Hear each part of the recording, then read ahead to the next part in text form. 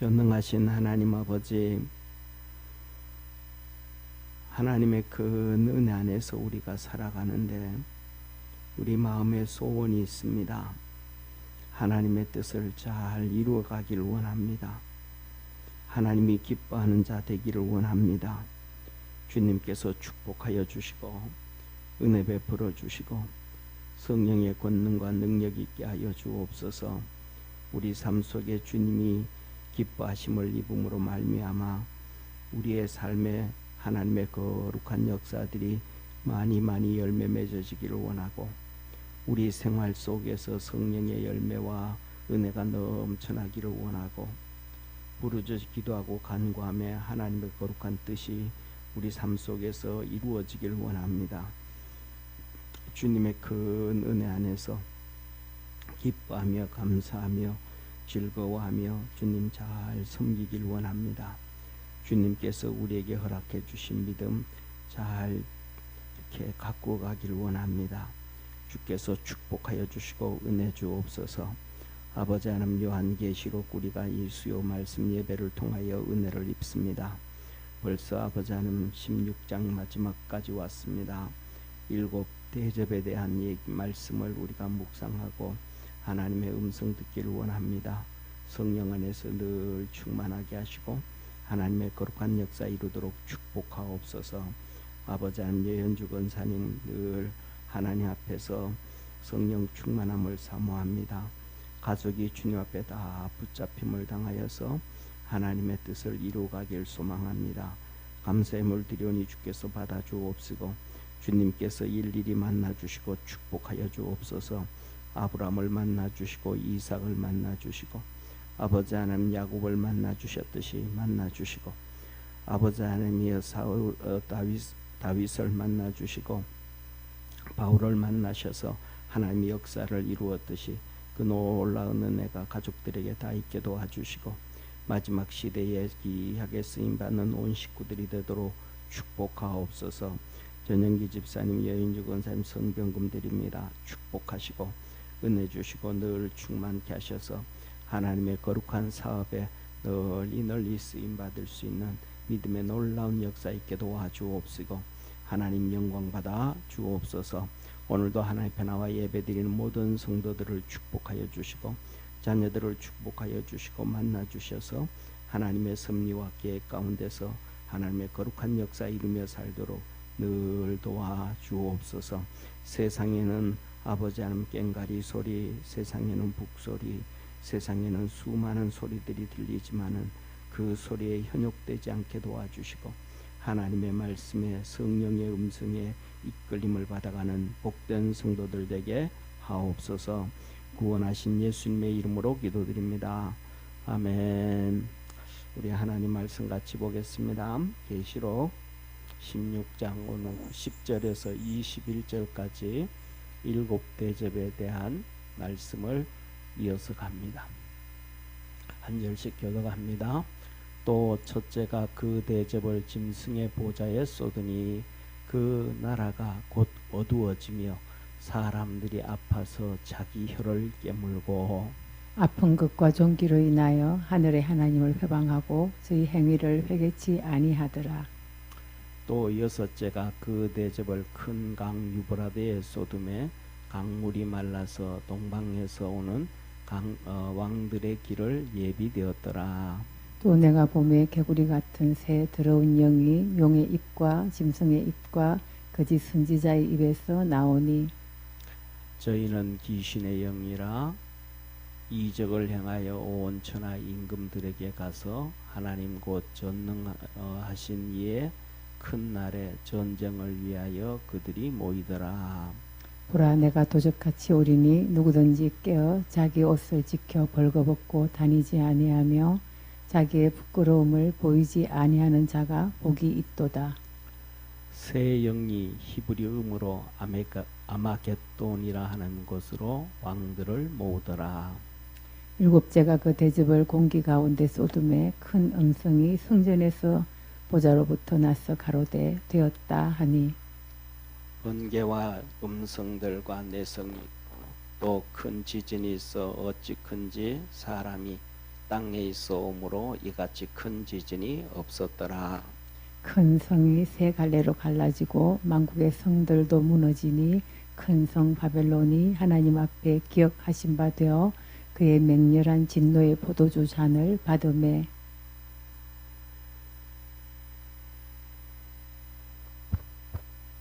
각 성도 없어지고 산악도 간데 없더라. 또 중수가 한 달란트나 되는 큰 우박이 하늘로부터 사람들에게 내림에 사람들이 그 박제로 인하여 하나님을 회방하니 그 재앙이 심히 크미러라. 아멘. 예, 전사님 저 이 마이크 8번인데요. 볼륨을 좀 한 1cm 정도만 올려주세요.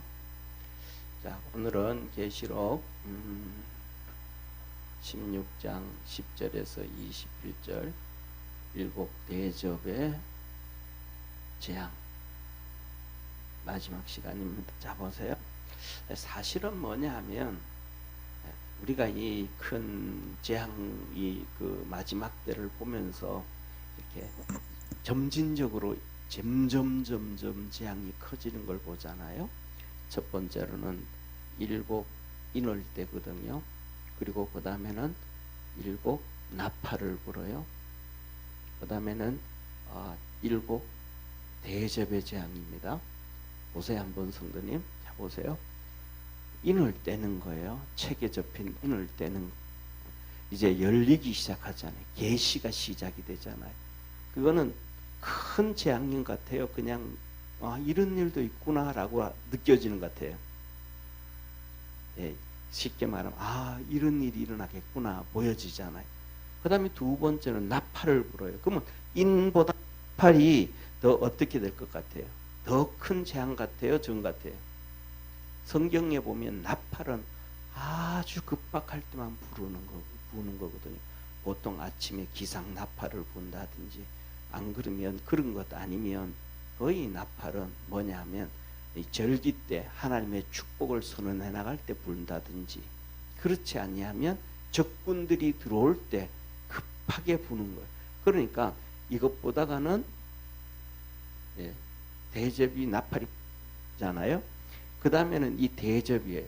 이 대접은 그냥 진짜 뭐냐면 쉽게 말하면 대접을 갖다 놓는다 그러면 그걸 이제 쏟잖아요. 쏟으면 타켓이 된다면 누구 이렇게. 그러니까 이 재앙이 점점 우리가 이것을 보면서 커져가는 것을 느껴지는데 우리가 사실 생각하는 것은 뭐냐 하면 이 대접이 있고 뭐 재앙이 있고 이거는 사실은 잘 몰라도 돼요. 왜냐하면 저와 여러분 신앙생활 잘 하다가 이 일곱 재앙이 이 심판이 7년 대환란이 오기 전에 우리가 그리스도 안에서 들림 받으면 되는 거예요. 그리고 난 다음에는 우리가 주님과 함께 이 지상재림해서 하나님 앞에 이 천년 왕국에 하나님의 은혜와 복을 누리는 것을 기억하기를 바랍니다. 그런데 우리가 이제 인을 떼고 대접을 나팔과 대접이 쏟아지는 걸 좀 알아야 되는 이유는 뭐냐 하면 하나님은 항상 성경에서 뭐라고 말씀하시냐면 짝을 말씀해 주셔요. 짝이 없는 것이 없다. 그래가지고 뭐냐면 전부 다 짝을 만들어 주셨단 말이에요. 동물들도 짝이 있고 짐승들도 짝이 있고 하나의 말씀은 전부 짝이 있어요. 그러면 하나님이 창조라는 것이 시작이 되어지면 마지막에는 심판이라는 것도 멸망이죠. 그죠? 멸망이라는 것도 이 짝이 이루어지는 거예요. 그러면 하나님께서 오늘 우리 삶 속에 창조라는 걸 통해 가지고 마지막에 심판이라는 이 짝을 만들어 놓으면 여기에 나오는 것이 일곱 대접이고 7년 대환란이거든요. 환란, 인과 나팔. 그러면 이와 같은 것들이 우리의 삶 속에서도 뭐로 보여져요? 그림자로 주님께서 우리에게 보여주신단 말이에요. 그러면 우리가 그 시대에 살아가면서 이런 것을 보면서 매 순간순간마다 뭐냐 하면 깨어서 있을 수 있는 축복의 성도가 되어지기를 주의 이름으로 축원합니다. 왜냐하면 우리 때는 뭐 아직도 그렇게 뭐 이런 7년 대환란 이것이 아니니까 뭐 적당히 해야 되지, 그게 아니고 구약이 이래서 구약의 성전을 기록해 주시고 그 다음에 예수 그리스도의 십자가를 통해서 교회를 주셨잖아요. 이렇듯이 뭐냐 하면 우리가 오늘날 살아가는 이런 세상에서 이런 일이 있었네. 그러면 계시록에 나와 있어요. 그러면 이게 그 구약의 성전이 그림자라고 하면 이거는 예수님의 모형이란 말이에요. 모형. 그림자라고 하면 교회는 예수 그리스도의 몸이란 말이에요. 실체란 말이에요. 그러니까 이 성전을 보고 신약의 교회를 생각하는 것처럼 오늘 우리가 나타나는 성경이 오늘 살아가는 우리의 삶의 현상을 보면서 이 마지막 때를 준비해 갈 줄 아는 그러한 축복의 성도가 되기를 축원합니다. 그래서 오늘날도 보면 막 지진이 나서 건물들이 무너지고, 그것이 성경에 보면 그때는 건물만 무너지는 것이 아니고 그냥 엄청난 사건들이 터지는 것을 우리에게 먼저 보여주는 거예요. 그래서 그런 것들로 승리하기를 바라고, 오늘은 이제 이 7 대접에 대해서 한번 보시기를 바랍니다. 지난주에 봤던 걸 잠깐 한번 보면, 첫 번째 뭐냐면 7 대접을 이제 뭐냐면 하나님께서 땅에 쏟아라 하고 하늘의 성전 하나님의 보좌로부터 음성이 나와요. 그래서 첫째 대접, 자 보세요. 첫째 대접을 읽는데 같이 한번 읽습니다. 2절 시작. 첫째가 가서 그 대접을 땅에 쏟음에 악하고 독한 헌대가 짐승의 표를 받은 사람과 그 우상에게 경배하는 자들에게 나더라. 이 첫째 대접은 땅에 쏟았단 말이에요. 그러니 악한 독종 헌대가 나가서 우상 숭배하는 자, 그 다음에 짐승의 표 받은 자. 짐승의 표는 666이잖아요, 그죠? 이 666, 이 짐승의 표를 받은 자, 온 세상이 뭐냐 하면 어떤 그렇게 이쪽에 대해서 연구하는 사람들은 그렇게 얘기해요. 온 세상이 전부 666으로 세상에 쫙 깔려져 있다. 예, 그런 얘기를 해요. 그래서 뭐냐 하면 하다못해 가지고 어떤 분들은 이렇게 저는 잘 모르, 이쪽에 대해서 크게 연구를 안 해서 모르는데, 그 강의하는 걸 보니까 사랑의 교회 종탑에 이렇게 이렇게 표시되어져 있는 이거 종탑 심볼도 그것도 666이라고 얘기를 하는 거예요. 더 나아가지고 우리나라에 제일 지금은 이제 이렇게 롯데가 100층이 넘어가는 거 있는데, 그거 만들기에는 제일 높았던 건물이 여의도에 뭐랄까 대한생명 최 장로님이 세운 무슨 빌딩? 63 빌딩이잖아요. 그것도 666이다 그러는 거예요. 왜 63 빌딩이 666이 하면 6이 3개니까 666 아니냐. 63 빌딩 6이 3개니까 666이야.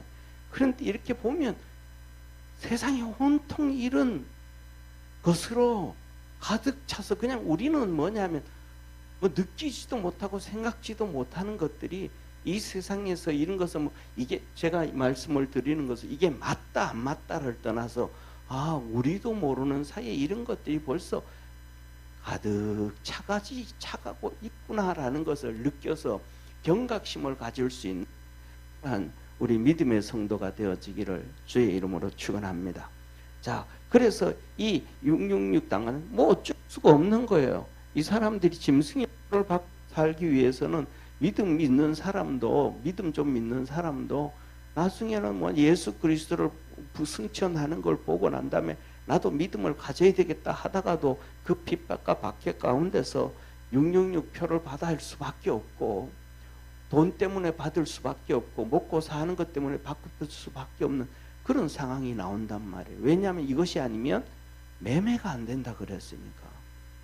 저는 이제 사랑하는 여러분들은 어떤지 모르지만은요, 저는 제 아내하고 많이 다릅니다. 네. 뭐 세상 말라 이런 얘기에 저 사람이 같은 게 하나도 없다. 같은 게 없어요. 예를 들면 집에서 뭐 이렇게 뭐 하는데 그냥 뭐 이렇게 예를 들면 뭐라 그럴까, 그냥 불편해도 저 사람은 아무런 상관이 없어요. 근데 저는 불편하게 못 살아요.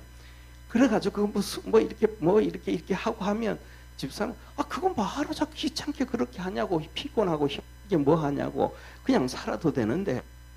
그래, 저는 편리한 걸 되게 좋아합니다. 그러니까 저 같은 스타일은 편리한 걸 좋아하는 스타일이기 때문에 만일에 말할게 뭐라 그럴까 666 저런 걸 다 받아야 된다 그러면 나 같은 사람은 아마 신앙 아니면 제일 먼저 가서 받을 거예요.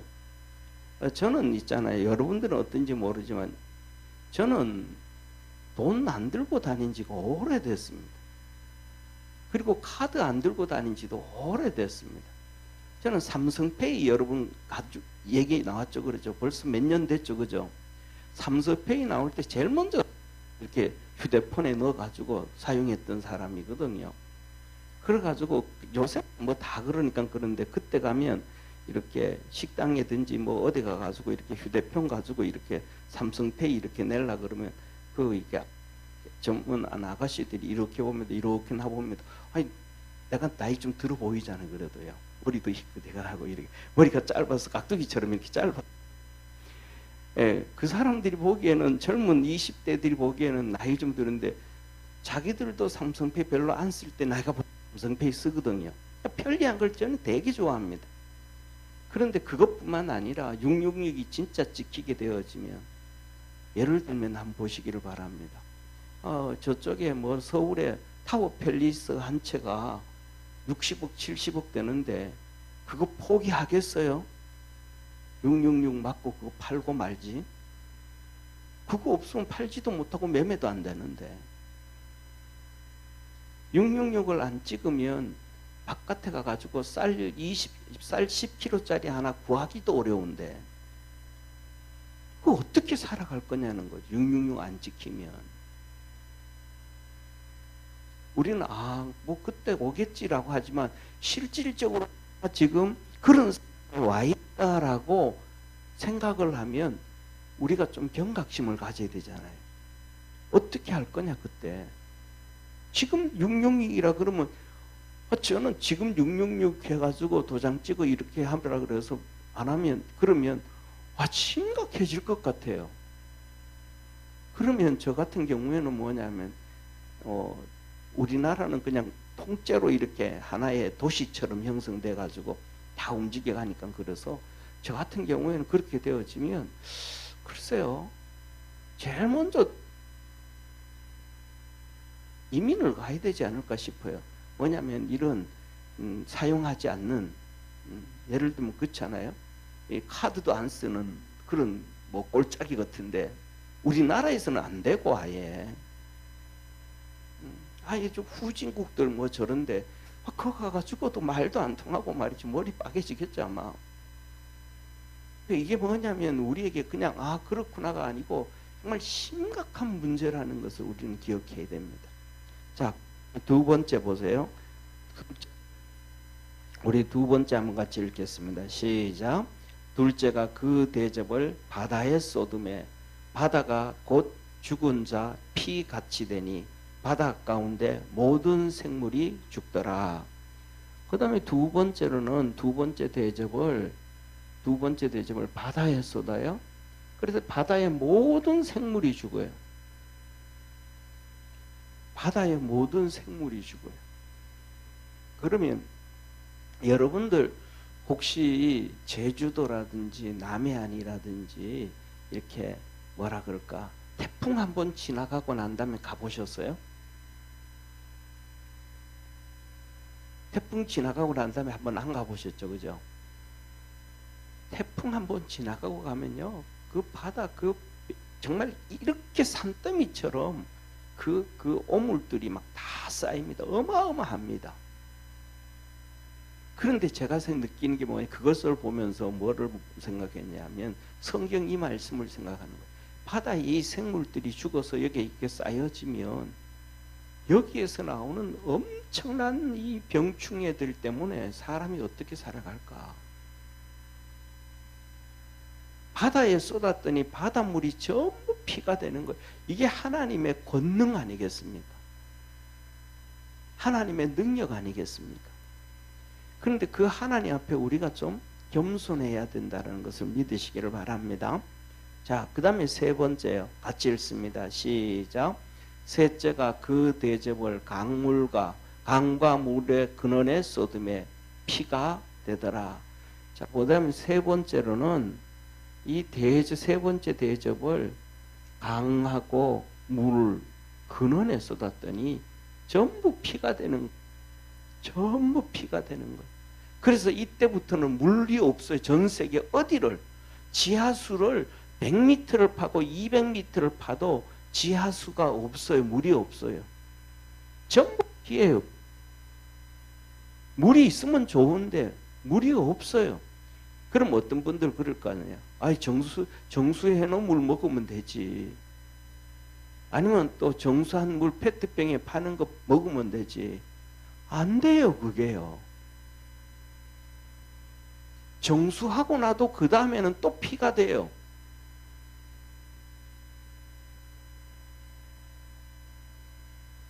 이게 뭐냐면 하나님이 이 세상을 만드실 때 모든 것에 대하여 재생 능력이죠. 재생 능력. 한번 따라해 보실래요? 재생 능력. 이게 세포 하나하나에 재생 능력이 다 있는 거예요. 그래가지고 쉽게 말하면 이겁니다. 사랑하는 성도님. 보세요. 손을 우리가 이렇게 칼로 쭉 찢어 비었잖아요. 그런데 이것을 이렇게 더 지혈만 시켜놓으면 아물어요, 안 아물어요? 아물어요. 여기 계시는 우리 성도들 중에서도 아기를 놓을 때 제왕절개하고 요새는 뭐 또 이렇게 레이저 수술해서 구멍을 조금 이렇게 작게 해가지고 수술을 하고 하니까 흉터가 별로 없는데 옛날에는 흉터가 이렇게 있잖아요. 칼로 이렇게 찢어. 저희 할아버지 같은 경우는 진짜 뭐 이렇게 그냥 여기 니은자처럼 기역자처럼 이렇게 잘라가지고 이걸 뒤집어 내가지고 수술을 했는데 보면 흉터가 이렇게 있는데 거의 많이 없어요. 오래되니까. 그래가지고 저희 할아버지 보고 여기서 이렇게 자르는데 그 옛날이니까 수술을 했는데 그 옛날에 어떻게 수술을 그렇게 했는지도 모르겠어요. 그렇게 수술하셨는데 그렇게 하실 때 안 아팠어요? 그러면 아팠지. 마취했어요? 아니, 마취 안 하고 그냥 마취도 안 하고 그냥 이렇게 찢어가지고 수술하신 거예요. 나는 도저히 못하겠는데. 그런데 이 수술 자국이 옛날에는 뭐 우리가 그 제왕절개한 수술도 제일 처음에는 꾸덕꾸덕 하잖아요. 그대로 있잖아요. 근데 시간이 오래 지나면 수술 자국도 점점 없어지잖아요. 이게 재생 능력이에요. 세포들이 이렇게 푹 찢었는데 그냥 꼬매놓으면 세포들이 전부 자기 자리를 다 다시 찾아가는 거예요. 이게 재생 능력이에요. 재생 능력. 세상의 모든 것이 재생 능력이에요. 이게 하나님의 권능이에요. 이것 하나가 또 뭐냐면 또 영생을 얘기하는 거예요. 하나님이 창조하실 우리의 아담과 하와를 만드실 때는 영존한 존재로 만들었음을 믿으시길 바랍니다. 그런데 타락해서 이제 죽을 존재가 됐는데 하나님께서 명령만 하시면 빛이 있으라 하셨더니 빛이 있었고 궁창 위의 물과 아래 물이 나누라 그랬더니 그대로 되었던 것처럼 하나님이 한번 말씀하시면 그대로 되어지는 거예요. 이것을 강물과 물 근원에 쏟으면 이제는 그 물을 아무리 정수하고 수고하고 애써도 다시 또 뭐가 되어지는 피가 되어져 버리는 물이 없는 거예요. 그래서 하나님은 이렇게 말씀을 하셔요. 한번 같이 읽습니다. 시작.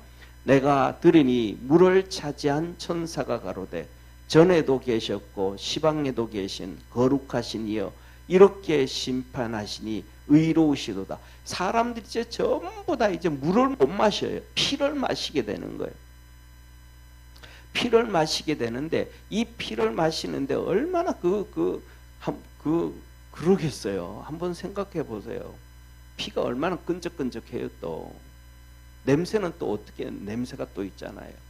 그런데 이렇게 심판하는 것이 의롭다 그래요. 왜? 6절 같이 읽습니다. 시작.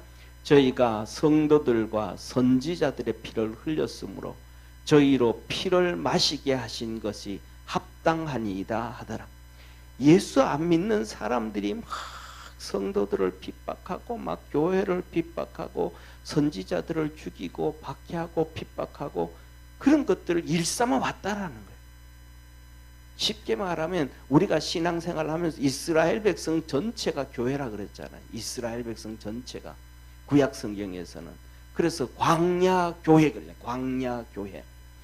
광야 교회라 그랬는데 그 광야 교회에서 이스라엘 백성들이 요새로 말하면 성도잖아요. 출애굽해서 구원받은 그 광야 이스라엘 백성들이 모세를 핍박하고 모세를 박해했단 말이에요. 근데 그들이 살아났어요. 광야에서 다 죽었어요. 광야에서 다 죽었거든요. 오늘날도 우리가 살아가면서 이스라엘 백성이 구약 성경의 모세뿐만 아니라 가나안 땅 들어가 가지고도 가나안 땅 들어가서 예배를 드리면서 섬기면서도 끊임없이 하나님의 선지자들을 핍박하고 죽였거든요. 안 믿는 사람뿐만 아니고 거기에 있는 뭐 안 믿는 이방인들도 당연히 그랬고, 그러니까 그 핍박을 다 받아야 된대. 그러니까 오늘날도 우리가 뭐냐면 깨어있는 우리 믿음의 성도들 그리스도 안에서 이렇게 핍박하고 박해하지 아니하고 하나님을 잘 섬길 수 있는 이 축복의 성도가 되기를 축원합니다. 자, 그 다음에는 이렇게 말씀하셔요. 같이 읽습니다. 시작. 또 내가 들으니 제단이 말하기를 그러하다. 주 하나님 곧 전능하신 이시여 심판하시는 것이 참되시고 의로우시도다 하더라. 하나님이 죄인을 심판하고 세상을 심판하는 것이 의롭다. 당연하다. 오늘날 우리가 살아가면서도 그러잖아요. 세상에서 죄인들이 잘못하고 악한 사람들이 잘못하고 막 이러면 그 심판하는 것이 뭐하다? 바람직하다, 의롭다 막 그러잖아요. 응? 쉽게 말하면 요새 이제 막 한창 막 우리나라 언론에서 시끄러운 게 이 대한 축구협회가 막 엄청 시끄럽잖아요. 왜냐하면 질서를 다 무시해 버렸잖아요. 예?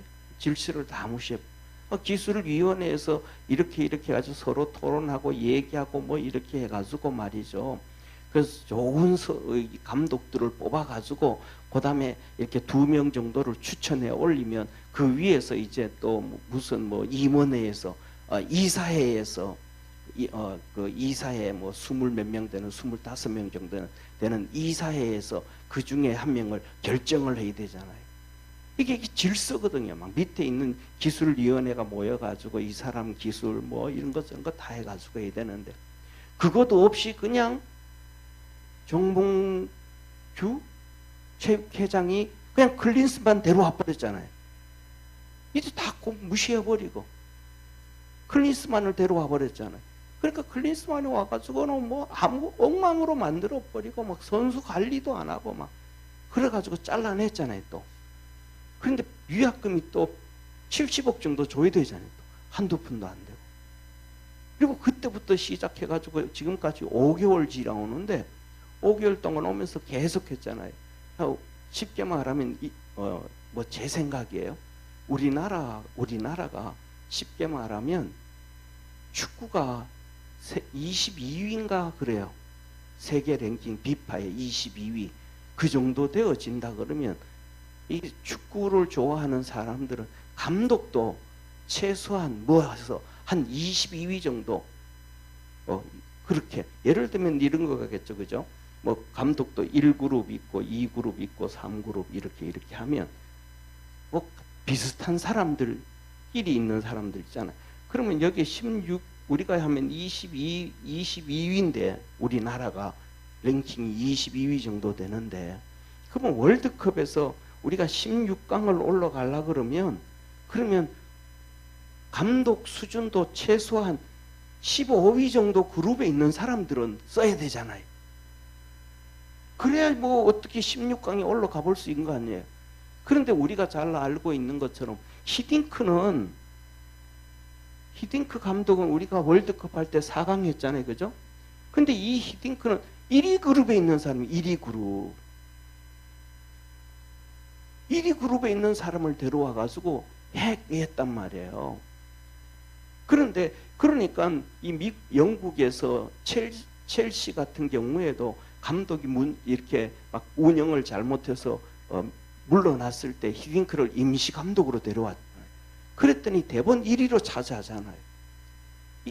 그래가지고 최소한 16이라 그러면 15위 등 안에 들어가는 최소한 10위 정도 들어가는 감독을 이렇게 축구 팬들은 요구한단 말이에요. 그러니까 그때부터 시작해서 5개월 전에 우리나라 선수들로 볼 때는 아무리 봐도 이 안에 들어갈 수 있는 지도자가 없잖아요. 우리나라 안에 보니까 이만한 지도자가 없으니까 그래도 이 안에 들어갈 만한 지도자는 박항서 정도밖에 없다. 그런데 뭐 그 사람은 그냥 한양대 나왔으니까 그냥 맨날 그냥 축구협회에서 인정을 못 받았으니 한국 축구계에서 인정을 못 받으니까 그러니까 하는 얘기가 외국 감독 구하겠다, 외국 감독 구하겠다 그러잖아요. 그러면 최소한 중요한 것은 여기서 뭐냐면 우리나라 이 감독을 선별 작업하는 것이 기술위원회인데 그러면 기술위원들이 이 정도의 감독을 볼 수 있는 실력이 있어야 되잖아요. 이만한 실력 있는 사람. 그런데 이 축구협회에 있는 기술위원들이 이렇게 볼 수 있는 실력이 없는 거예요. 그러면 이 기술위원들을 바꿔가지고 실력 있는 기술위원들을 넣어야 되잖아요. 근데 실력 있는 위원들 같은 경우에는 김판곤이라든지 이런 분들 같은 경우에는 다 쫓아내버리는 거예요. 왜? 자기들 마음대로 해야 되니까, 못하니까. 그래서 김판곤 위원 같은 분은 쫓겨나버리잖아. 그냥 위원장같이 쫓겨나가지고 그냥 뭐 이렇게 뭐랄까 태국으로 가고 막 쫓겨가 버렸잖아요. 그래가지고 여기에 들어가 있는 젊은 누구야 박주호 같은 분이 들어가가지고 투엘 같은 미국 지금 독일의 미넨팀 감독하는 투엘 있잖아요. 첼시에서 감독하고 그다음에 지금 이강인이가 있는 PSG 거기서도 감독하고 인류 여기 1등 그룹에 있는 사람이 투엘이거든요. 지금 미넨에서 하고 그가 그 바이에른 뮌헨에서 있을 때에 바이에른 뮌헨하고 도르트문트에 있을 때 그때 박주호가 그분 밑에서 교육 선수로 있었단 말이에요. 그러니까 그분한테 투엘한테 전화해가지고 투엘 보고 우리나라 올 수 없겠냐고. 그러니까 나는 못 가고 내하고 같이 있던 스텝진들 그들 중에서 소개시켜 주겠다고. 그러니까 최소한 2위, 3위 이 정도 되는 사람들을 소개시켜 주는 거 여러 명을 박주호한테. 그러니까 그런 감독들을 기술위원회에서 얘기 나오니까 기술위원들이 이 사람이 누군지도 모르는 거예요. 그러다가 느닷없이 그냥 그분들을 만나고 와가지고 50페이지 PPT 다 듣고 와가지고는 홍명보한테 가가지고 홍명보는 뭐 하겠다고 그것도 원서도 안 넣었는데 프레젠테이션도 안 했는데 그냥 가가지고 감독해달라고 막 어거지로 써가지고 됐잖아요. 그러니까 질서를 다 망가뜨려 버리는 거예요. 질서를. 룰을 다 어겨버리는 거예요. 그러니까 뭐냐 하면 국민들이 막 들고 일어나잖아요. 들고 일어나니까 하다못해 그런 그것을 정부에서는 대한체육협회가 이 축구협회가 정부로부터 1년에 300억씩 보조를 받으면서 있거든. 300억씩 정부로부터 세금을. 그러니까 문체부에 있던 그 장관이 이거 검사해봐라. 한번 제대로 체크해봐라. 어떻게 되는지. 5개월 동안 이러다가 막 불법으로 이렇게 하니까. 그러니까 또 문체부에 대해서 문화체육부에 대해서 막 축구 팬들이 막 박수 치잖아요. 왜냐하면 잘못된 것을 바로 잡으려고 체크하니까 박수 쳐주는 거거든요. 하나님도 똑같고 죄인 예. 죄인들을 심판하는 것이 하나님은 의롭다라고 하는 거예요. 잘못된 걸 그냥 덮는 게 잘된 것이 아니고 잘못된 거는 바로 세우는 것이 하나님은 의롭다 그러시는 거예요. 그래서 이것은 좁게 얘기를 하면 우리 개인, 우리 자신도 보면 하나님 앞에 서서 우리의 잘못된 것을 수정해 갈 수 있는 믿음의 성도가 되기를 축원합니다. 우리가 하나님 앞에서 우리 남은 얘기할 필요도 없는 거예요. 우리 스스로가 하나님 앞에 서서 내가 잘못되어져 가고 있는 것, 그걸 수정해 가는 거예요. 그러니까 막 예를 들면 지금 정몽준 회장 그분은 법들을 다 바꿔가지고 독재보다 더 심한 자기 마음대로, 감독도 클린스만 써 그러면 그냥 그게 돼버리고 말이죠. 그 다음에 두 번째는 우리나라에서 하면 체육협회도 회장을 한 번 하고 두 번 할 수 있거든요. 근데 그분은 지금 3선 했어요. 그 다음에 또 4선도 또 나오려고 그래. 법을 바꿔가지고도. 그리고 또 다른 사람은 못 나오게 하도록 또 나이 제한을 또 70세로 정해버려요. 이러니까 자기는 뭐 하는데? 는 절대로 자기가 잘못된 거 아니라는 거죠. 그죠? 왜? 벌써 개정을 하고 정관을 법을 바꿔가지고 막 이렇게 하니까. 근데 다른 사람들을 보면 일반 축구를 좋아하는 사람들 볼 때, 저건 너무 독재다. 저건 뭔가 잘못됐다. 이렇게 되면 한국 축구는 엉망이 된다. 이런 것들을 막 사람들은 볼 때는 자기는 옳게 한다고 생각하는데 사람들이 보기에는 다르다고 생각하거든요.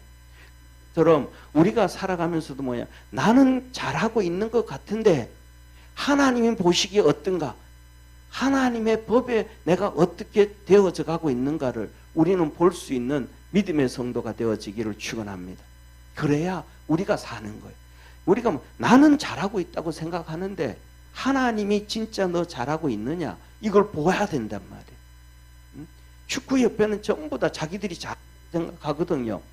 그러니까 이번에도 아까 여기 했던 것처럼 이사들이 뽑는데 나중에 또 이사들이 이렇게 직접 모여서 하지 않고 일일이 개별적으로 통화를 해가지고 뽑는데 홍명보를 23명 중에서 21명이 그래 감독해 하고 찬성해 줬단 말이에요. 자기들은 뭐라고 하는데 잘한다고 생각하는데 대한민국 축구를 사랑하는 팬들은, 국민들은 아니다 이러거든요.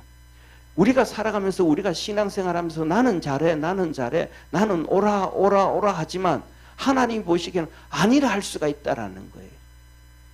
그래서 우리가 하나님 앞에 서 있을 수 있는 믿음의 성도가 되기를 바랍니다. 그래서 하나님이 심판하시는 것은 의롭다 그러신 거예요. 자, 네 번째 보세요. 한번 같이 읽습니다. 시작. 넷째가 그 대접을 해에 쏟음에 해의 권세를 받아 불로 사람을 태우니. 같이 읽습니다.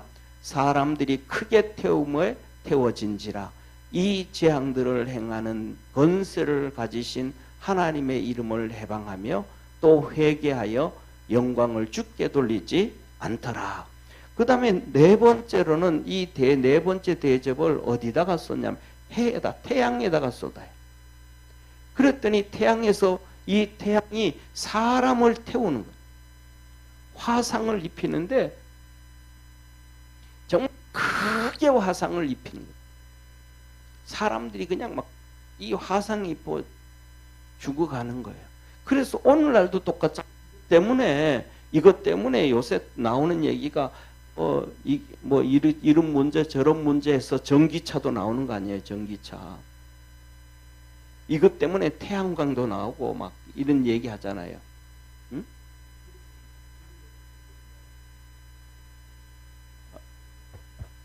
건전지가 왔다 갔다 하나?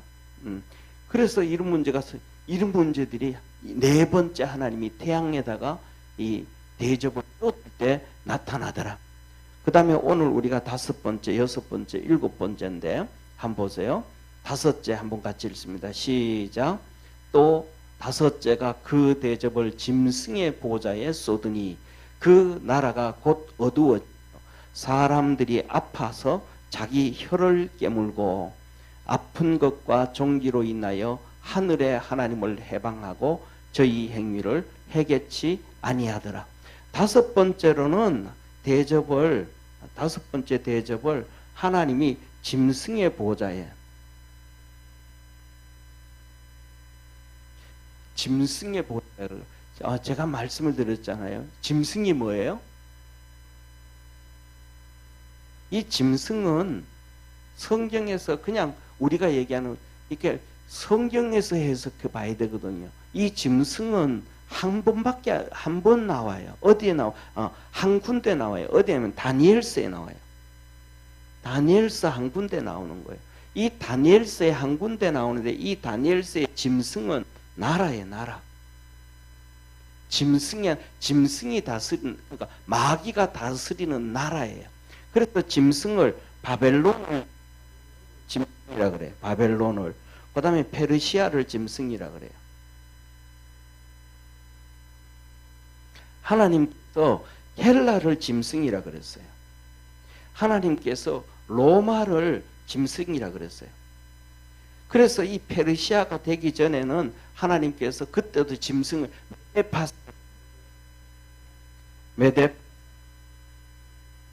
메데파사라 그러면서 그것도 짐승이라 그래요. 그래서 양과 염소가 싸워요. 양이라는 메대와 그 다음에 염소라는 메대, 이 페르시아하고 싸우는 거예요. 그리고 그 다음에 여기에서도 헬라 같은 경우에는 표범이라, 짐승이라 그래요. 근데 여기에 날개가 6개 달린 짐승이래. 그 다음에 로마도 짐승인데, 로마는 이 세상의 것을 표현하기 어려울 정도로 무섭고 괴하게 생긴 그러한 짐승이라 그래요.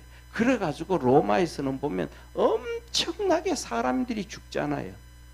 성도들도 죽이고 상상을 초월할 정도로. 그래서 짐승은 한 나라를 얘기하는 건 나라. 그래 이 마지막 때에 이 사단 마귀가 이 나라의 위정자들을 다 잡고 있는 거예요. 그래가지고 나라가 이 위정자를 잡고 있어가지고 뭐냐면 666도 맞추게 하고, 그 다음에 짐승도 섬기게 하고, 이 사건들이 앞에 부분에 나와 있을 때, 어떤 앞에 여기 말씀드렸잖아요. 어디가 있죠? 예. 나팔 불 때, 7 나팔 때 이 사단 마귀가 이거 장악하고 있는 거예요. 나팔 불 때. 그래서 666도 맞게 하고 우상을 만들어서 우상을 섬기게 하고 막 그런 일들을 해가고 있는 거예요. 그래서 이 7번째로는 바로 이 짐승, 여기에다가 이 나라에다가 쏟아부는 거예요. 이 쏟아부었더니 하나님 우리에게 말씀해주고 계시잖아요. 뭐라고 말씀하시냐면, 이렇게 부었더니 6번, 이렇게 5번째 부었더니 이 종기로 인해 가지고 사람들이 아파서 혀를 막 깨무는 거예요. 온몸에 종기가 나서. 이것을 볼 때는 뭐가 보여지냐 하면 딱 우리가 다 알잖아요. 욥이 그런 당하지. 욥이 종기가 나가지고 아파가지고 그 고통을 벗기 위해서 기와장을 가지고 막 자기 몸을 긁잖아요.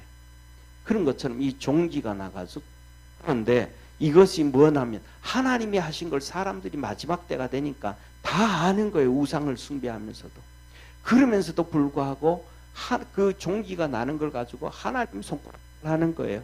이스라엘 백성들이 광야에 나와가지고 물 없고 먹을 게 없어서 막 하나님을 욕하는 것처럼 똑같으라는. 그리고 그러면서도 뭐하면 회개를 안 하더라. 저와 여러분, 우리가 이 땅에서 살아가면서 지금 우리가 회개할 수 있는 성도가 가장 축복의 성도라는 걸 믿으시길 바랍니다. 진짜 우리가 하나님, 내가 죄인입니다 라고 고백할 수 있는 사람. 그리고 또 우리가 우리가 사람들 가운데서도 이렇게 좀 부모와 자식 사이에서도 아빠 미안해요. 우리가 좀 실수했네요. 야, 내가 좀 심하게 했다. 야, 너들한테 미안하다. 이런 미안하다 할 수 있는 사람들이 하나님 앞에서도 회개를 하는 거예요. 이게 얼마나 축복인지 몰라요. 지금은 우리가 잘 모르지만, 그러면 자존심 상하는데 이럴 수도 있겠죠. 그렇지가 않아요. 진짜 축복인 거예요. 자, 그 다음에 이렇게 6번째 한번 보세요. 이제 우리가 얘기하는 이 아마겟돈 전쟁을 준비하는 것이 바로 이 6번째, 마지막을 향하여 다른 박질. 이러한 것이 여섯 번째 대접이에요. 같이 읽습니다. 시작. 또 여섯째가 그 대접을 큰 강 유브라데에 쏟음에 강물이 말라서 동방에서 오는 왕들의 예비 되었더라. 그 다음에 이어서 같이 보세요. 시작. 또 내가 봄에 개구리 같은 새 더러운 영이 용의 입과 짐승의 입과 거짓 선지자의 입에서 나오니 저희는 귀신의 영이라 이적을 행하여 온 천하 임금들에게 가서 하나님 곧 전능하신 이의 큰 날에 전쟁을 하여 그들을 모으더라. 할렐루야. 그래서 여기서 보면 이렇게 이게 너무 중요해. 이제 보세요. 여섯 번째가 돼요. 제가 좀 지우고요.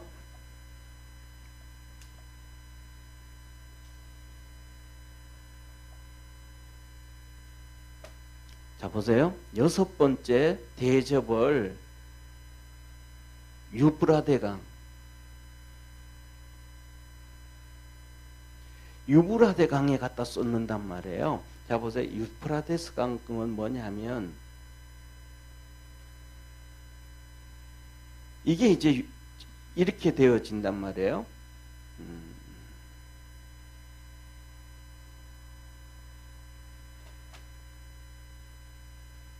여기가 이스라엘이에요. 여기가 이스라엘. 그리고 여기 사우디예요. 사우디. 옛날엔 여기가 바벨론이에요. 바벨론. 그리고 여기가 이란이에요. 이게 유프라테스 강이에요. 큰 강. 여기서부터 흘러 이렇게 내려오는. 그런데 하나님이 이 대접을 이 유브라데 강을 뿌렸더니 이 강이 말라버려요. 그래서 이제 큰 이제 전쟁을 하러 새 거짓 영. 첫째로는 용의 영. 두 번째로는 우리가 아는 짐승의 영. 세 번째는 거짓 선지자의 영. 이들이 아마겟돈에 지금 개구리 떼처럼 모연 개구리 떼처럼. 혹시 우리 군을 좀 생각하고 이렇게 하는 사람, 요새는 군복들이 많이 또 바뀌었습니다. 요새는 또 막 사막에 뭐 이런 디지털 복 막 이렇게 얘기하는데, 얼마 전에는 몇 년 전에는 군복들을 얘기하면 개구리복. 아마 우리 손자라든지 이렇게 아들들이라든지 군대 갔을 때 얘기 듣고 이렇게 하면 개구리복 같은 거 이런 얘기 들었을 거예요. 이 개구리들은 뭐냐 하면 그냥 새카맣게 올라오는 게 개구리를 얘기합니다. 예를 들면 지금은 좀 어떤 시골에서 제가 안 살아서 모르는데, 제가 어릴 때 시골에서 되면 이 7월달 되어지면 잠을 잘 못 잡니다. 왜냐하면 논에서 개구리들이 개굴 하면, 한 놈이 개굴하면 그 논의 전체가 개굴돼 가지고 얼마나 시끄러운지요. 정신을 못 차립니다. 막 때가 그냥 그렇게 많습니다. 그래가지고 이 개구리 떼처럼 이제 아마겟돈으로 전쟁하러 올라오는 거예요. 개구리 떼처럼 마지막으로. 자, 그렇게 올라오는데 여기에서 용의 영, 거짓의 영이라 그랬는데, 제가 여기서 볼 때는 이렇게 생각을 합니다. 뭐 정확한 건 아닌데, 첫째로는 이 마지막 전쟁에서는 중국이 영향을 많이 미칠 거예요. 왜냐하면 전 세계에서 이 용이라고 하는 얘기는, 사람들은 용은 숭배해도 사람이 용이라고 얘기한 적은 중국밖에 없습니다. 중국 사람들은요, 자기 조상이 용이라고 생각을 해요.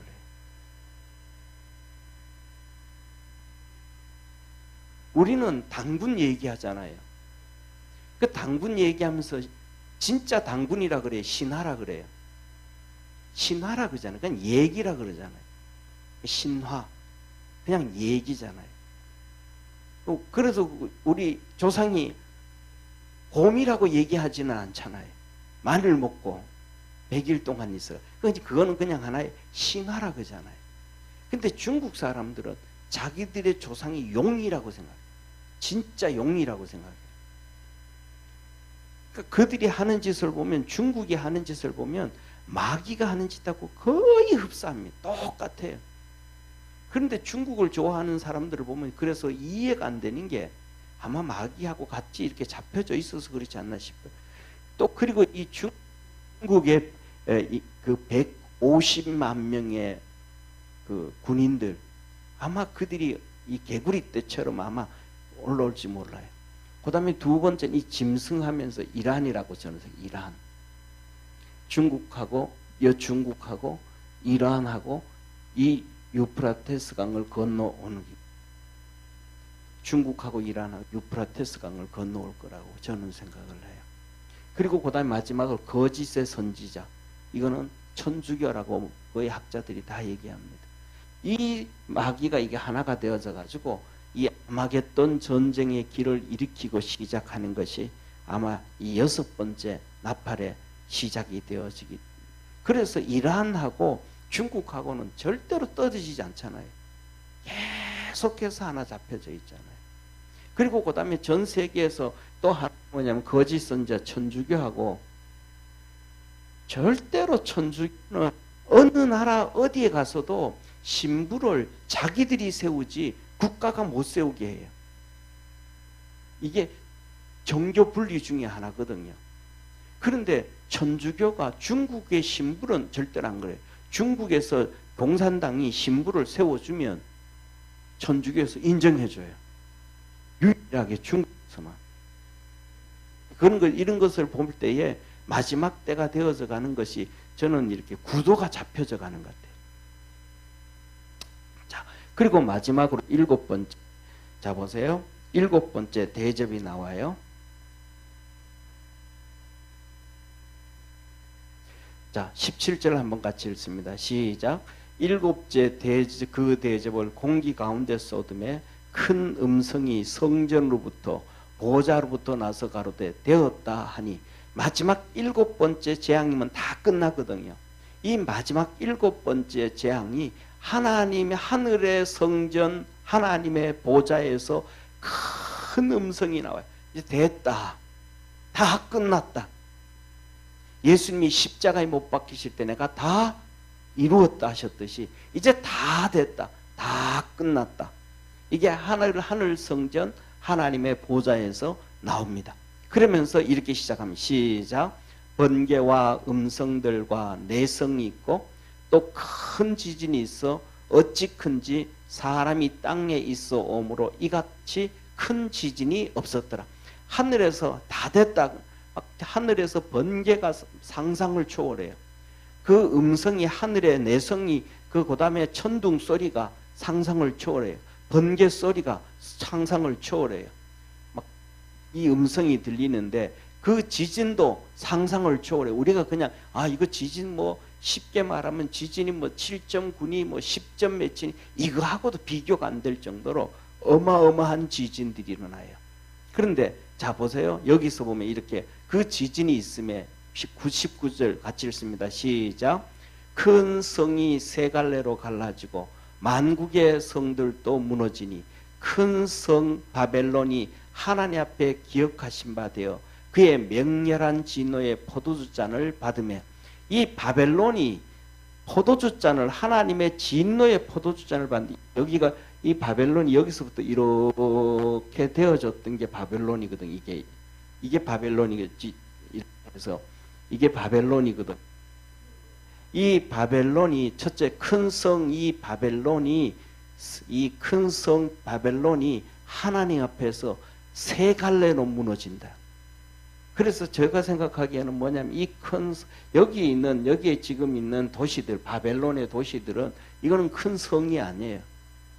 그냥 요새 그런 거예요. 그런데 진짜 어디에 세워지냐면 여기에 지금 세워져요. 여기에 이렇게 됩니다. 이게 여기에 사우디에 정말 상상을 초월하는 큰 성이 세워지고 있습니다. 지금 이걸 보고 뭐라 그래요?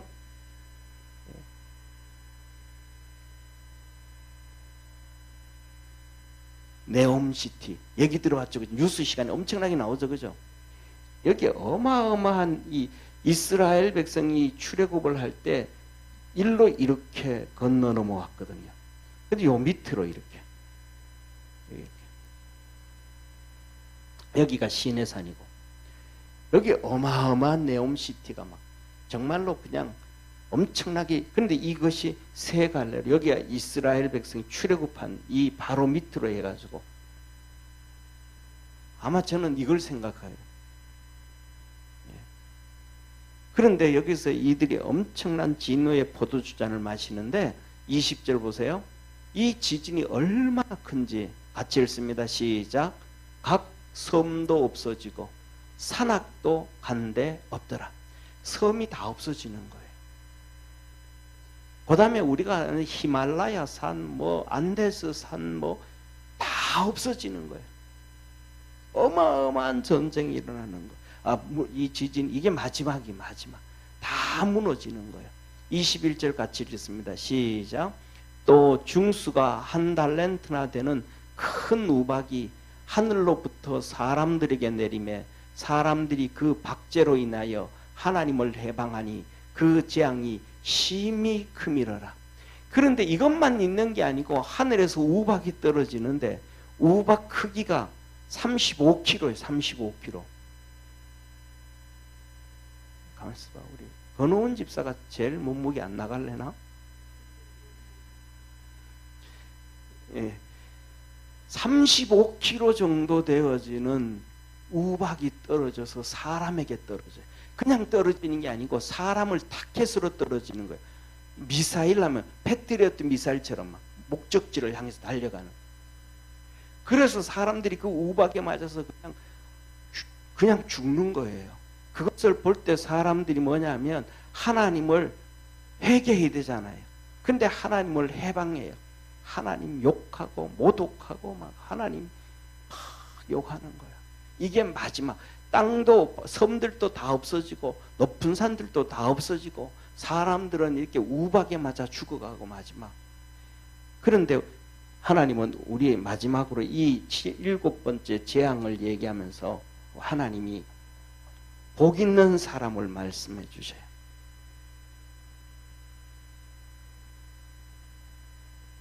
이 복 있는 자는 하나님께서 7 대접을 마지막 이 7 마지막이잖아요. 하나님의 재앙의 마지막이잖아요. 7 대접이.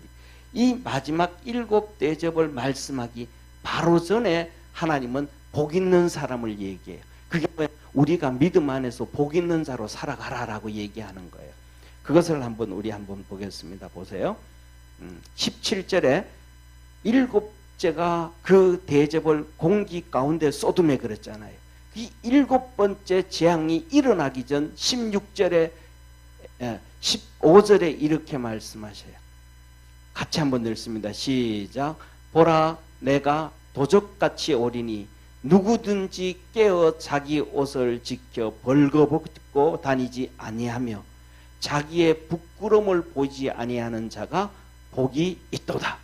여기에서 진짜 복 있는 사람을 세 가지를 얘기를 하셔요. 세 가지를. 첫째로는 깨어 있는 자. 사랑하는 성, 저와 여러분들이 깨어 있는 믿음이 되어지기를 주의 이름으로 축원합니다. 그래서 뭐냐면 이런 것을 볼 때요, 제가 생각하기에는 이렇게 우리가 신앙생활을 하면서 때에 따라서는 병이 들기도 하고, 때에 따라서는 이런 문제가 생기기도 하고, 때에 따라서는 남편이 고생시키기도 하고, 때에 따라서는 아내가 고생시키기도 하고, 때에 따라서는 자녀들이 고생시키기도 하고, 어려움과 고생들 때문에 하나님 앞에 나와서 하나님 앞에 나와가지고 기도하는 사람이 진짜 하나님의 복을 받은 사람이에요. 할렐루야. 왜냐하면 저는 그걸 그전에 지금까지 오니까 그래요. 옛날에 우리 같이 신앙생활하던 전숙경 권사님이 계셨는데 그분이 신앙생활하면서 열심히 신앙생활 열심히 하셨어요. 근데 기도를 안 하셨대. 왜 기도 안 하셨냐 그랬더니 열심히 교회 가서 봉사도 하고 섬기고도 하는데 기도를 안 하셨대. 왜냐하면 그분이 스스로 자기 살아온 간증을 해요. 기도할 게 없었다는 거예요. 남편이 군생활하면서 월급 잘 갖다 주지. 그 월급 갖다 주는 거 가지고 친정엄마한테 주면 친정엄마가 그거 가지고 돈 잘 불려주지. 그 재산은 자꾸 늘어가지. 그 다음에 삼남매 애들이 있는데 속썩인 애들 하나도 없지. 학교에서 공부 다 잘하지. 뭐 이거 하니까 자기는 신앙생활 하면서 기도할 게 없었다는 거예요. 그래가지고 막 하나님에 와서 막 울면서 기도하고 막 하나님 앞에 도와달라고 기도하고 막 열심히 기도하는 사람들 보면 이해가 안 됐다라는 거예요. 근데 그분이 나중에 뭐냐면 자녀들이 다 시집을 갔는데 자녀 시집 간 딸 중에 하나가 애가 없는, 그 집에 애가 없는 거예요. 그러니까 사위도 건강하고 딸도 건강한데 병원에 가서 검사를 해보면 아무런 문제가 없어. 근데 애가 안 생기는 거예요. 그런데 뭐냐면 또 그때 인공수정 같은 거 가잖아요. 또 그걸 해도 또 잘 안 돼. 그때 그분이 막 기도를 하면서 그래요. 내가 그때 기도를 하면서 했더라면 얼마나 좋았을까. 내가 그때 왜 그 기도를 연습을 못했을까. 지금 이 기도할 수 있는 이런 상황이 오니까 그 젊었을 때 신앙생활 때 기도 안 했던 것을 후회한다 그 뜻이더라고요. 오늘 우리가 살아갈 수 있고 하나님 앞에 매달려서 기도하고 깨어있는 것은 우리 삶 속에는 내 뼈를 삭히는 것이고 내 살이 썩어가는 것이 같고 내 고통이지만 깨어있는 자로 하나님 우리를 만들어 주시는 거예요. 진짜 축복의 성도임을 믿으시길 바랍니다. 여러분에게 병이 있든지 여러분에게 이런 고민이 있든지 여러분에게 어떤 문제가 있어서 내가 정말 내 힘으로는 안 되고 주님의 도움을 받아야만 된다고 주님 앞에 부르짖어 깨어서 기도하려고 몸부림치는 사람이 하나님은 이 마지막 7재앙을 끝내기 전에 마지막으로 하시는 말씀이 그 사람이 제일 복된 사람입니다. 그 다음에 두 번째로는 어떤 사람이 복된 사람이냐 하면 자기 옷을 지켜 벌거벗지 않는 자. 자기 옷을 지켜. 옷을 지킨다는 건 뭐예요? 자기 옷을 지킨다는 건 뭐예요? 이 옷은 하나님이 아담과 하와에게 입혀줬던 가죽 옷이에요. 우리에게 구원해 주신 구원의 옷이에요.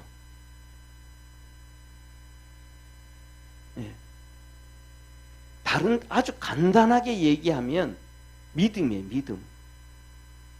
그래서 이 믿음을 잘 지킨 자가 축복이라는 가장 복된 사람이에요. 그러면 이 믿음이 뭔가? 아니 나도 오늘 교회 가서 교회 가드리기도 하고 뭐 하기도 하는데 아니 이 믿음은 결국은 뭐냐 하면 직분과 연계돼요.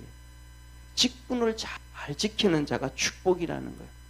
믿음을 지키면 직분을 지키게 되어지고 직분을 지키면 믿음을 지키게 되어진다는 걸 믿으시길 바랍니다. 이걸 누구를 통해서 하나님 말씀하시냐면 바울을 통해서 말씀하셔요. 디모데후서 4장 8절에 보면 사도 바울이 그래요. 뭐라고 얘기하면 내가 하나님 앞에서 믿음을 지켜서 하나님이 내게 의의 멸류관을 주셨는데 이거는 나뿐만 아니라 전부 믿음을 지킨 모든 자에게 아니라 사도 바울의 믿음과 직분이 뭐예요? 사도잖아요. 그리고 그가 하는 것은 선교 일이잖아요. 이스라엘 이들 다 감당한 저와 여러분이 믿음을 지키고 직분을 지키는 것이 가장 큰 하나님의 축복임을 믿으시길 바랍니다. 그 다음에 세 번째로는 말씀을 하셔요. 뭐라는 말씀이냐면 자기의 부끄러움을 보이지 아니하는 자는 복이 있다. 자기의 부끄러움을 보이지 않는 자. 부끄러움을 보이지 않는 게 뭐예요? 쉽게 말하면 주님 앞에 용서받은 자예요.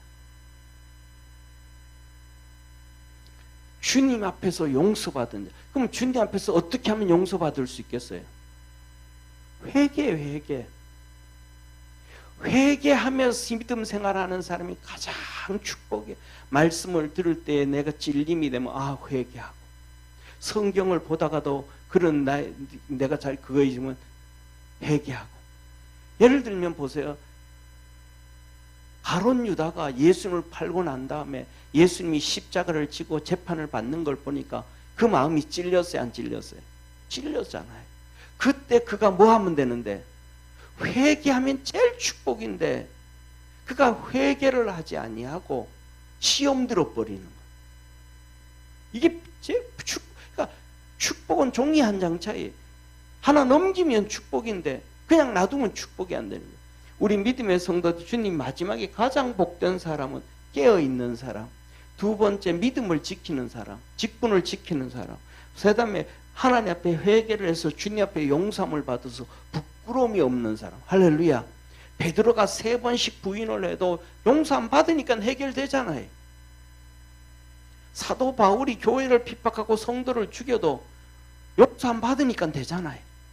저와 여러분은 자 보세요. 여기 있는 거 이거 다 뭐 며칠 동안 길게 했는데 이거 안에 이 3가지만 깨어 있고 믿음 지키고 직분 지키고 그 다음에 회개하고 이 복된 자만 되어지면 괜찮다.